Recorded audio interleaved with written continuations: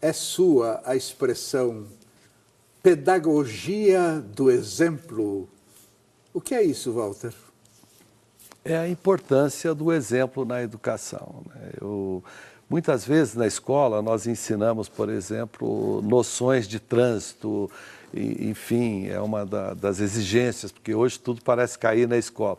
E o aluno aprende regras, as escolas trabalham, sensibilizam esse programa. Quando ele sai da escola, o pai, ou a mãe, ou o responsável está na fila dupla.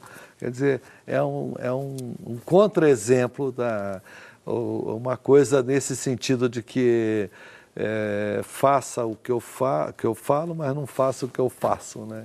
Agora, dizem que você considera a pedagogia do exemplo muito mais pedagógica que a de Paulo Freire. Explica isso. Eu entendo que o Paulo Freire tem um papel extremamente importante na educação de adultos, né? Na educação básica de jovens, de crianças, adolescentes. Ele tem expressões bastante marcantes, bastante significativas, mas eu não conheço na realidade, eu sou franco em dizer isso, ele já teve a oportunidade de ser secretário nesse município, ele foi secretário da Educação, eu não conheço coisas práticas dele que realmente venham a transformar, a não ser esse movimento do dialógico, da conversa, do diálogo, que todos nós sabemos, aliás, Sócrates já sabia disso, o grego já sabia disso. Nada menos. Nada menos do que o grego. Consultor do Banco Mundial no projeto de reorientação do sistema de formação profissional do Marrocos. Marrocos, meu Deus! O que é que se aprendeu com os marroquinos? Muito. Uma cultura, muitas vezes, nesse processo de cooperação internacional, a troca de experiência, o intercâmbio é muito valoroso, não só do ponto de vista da cultura, mas a gente aprendeu que muitas das soluções para essa reorientação desse sistema de formação profissional, que depois foi financiado pelo Banco Mundial, eles acabaram fazendo esse projeto, colocando esse projeto concretamente, a realização dele, a gente aprende muito nesse processo, né, com as culturas, nesse intercâmbio de ideias, de opiniões, né? Walter Vicione Gonçalves, além do Senai, você dirige o SESI de São Paulo, Serviço Social da Indústria. Dizem que vocês lá estão começando a acordar para a cultura, é isso? Acho que sim. O SESI tem uma tradição na cultura, uma tradição que acho que você faz parte dessa história, inclusive, dessa cultura do SESI. A gente tem investido um pouco mais nesse processo, temos avançado, no caso agora do teatro musical, né, com peças como essa que teve a Madrinha Embriagada, com programas que estão se deslocando, indo em direção ao interior, com a construção de novos teatros, como hoje temos 22 teatros no estado de São Paulo, cinema ao ar livre, enfim. Tá bem, tem que mexer mesmo, tem que mexer. E também acho que na cultura, o artista ele tem um dom extraordinário que nós não temos. A gente tem que prestar atenção no artista, ele antecipa os movimentos antes da gente. É na música, é no teatro, nessas manifestações, a gente consegue, parece que o artista, esse homem que vive da arte, dessas manifestações, ele consegue enxergar mais longe do que as pessoas. E ele manifesta isso nas suas realizações. Então, acho que o Brasil, nós, os educadores, temos que prestar atenção um pouco mais na música, na letra, nas reações, no teatro, nessas manifestações, porque ela acaba dirigindo, dando caminhos que a gente ainda não percebeu. Todos estão achando maravilhoso a Escola SESI para a formação de atores para o teatro musical. Está dando certo? Começamos esse ano com um grupo muito importante, 2 anos de estudo no exterior. Esse plano de curso, a organização curricular e o desenvolvimento curricular foram pesquisados em grandes escolas. nos Estados Unidos, na Inglaterra. Então, nós estamos trazendo as melhores práticas para este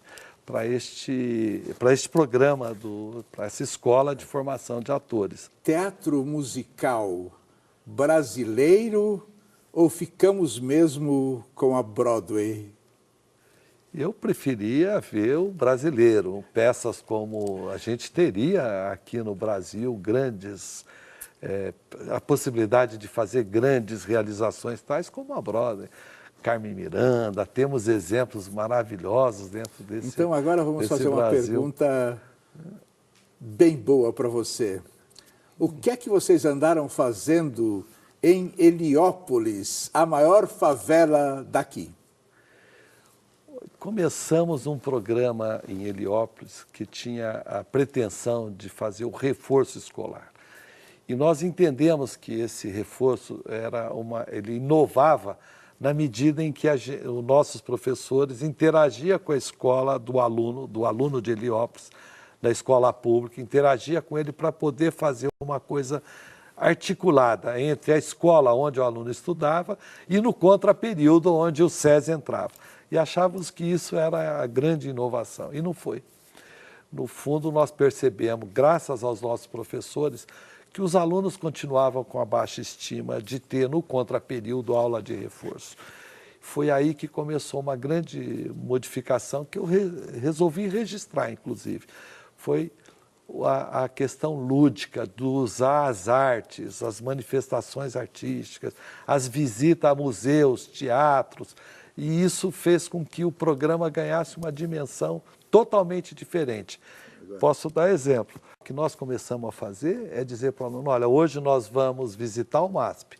O MASP está a tantos quilômetros daqui, nós vamos tomar um ônibus, esse ônibus vai andar a 30 quilômetros por hora. Quanto tempo ele vai levar? Nós vamos levar... A gente começou a dar um outro significado. No dia deles, no dia dos professores, em 2012, eu sei na pele as adversidades encontradas no desempenho da profissão por vocês abraçada. Por favor, não desistam. Eles estavam querendo desistir? Não que não estavam querendo desistir, mas o que eu quis dizer um pouco nisso aos professores é que muitas vezes, e acho que no geral acontece isso, nós estamos colocando toda a responsabilidade pela educação na escola. Os pais, essa é a minha visão, têm terceirizado a educação na escola. Então, até recentemente teve uma pesquisa do HSBC no mundo e que mostrou que os pais brasileiros são os pais que mais investem na educação dos filhos, que estão mais dispostos a botar dinheiro nessa educação. Isso me parecia ser uma conclusão muito boa, que na minha opinião não é. Na verdade, os pais, ao fazerem isso, entregam para a escola essa responsabilidade de educar seus filhos. E dizem, eu dei a melhor escola para os meus filhos, mas não conviveram com os filhos, não articularam com eles, não tiveram esse contato diário do dia a dia que a gente não pode dispensar.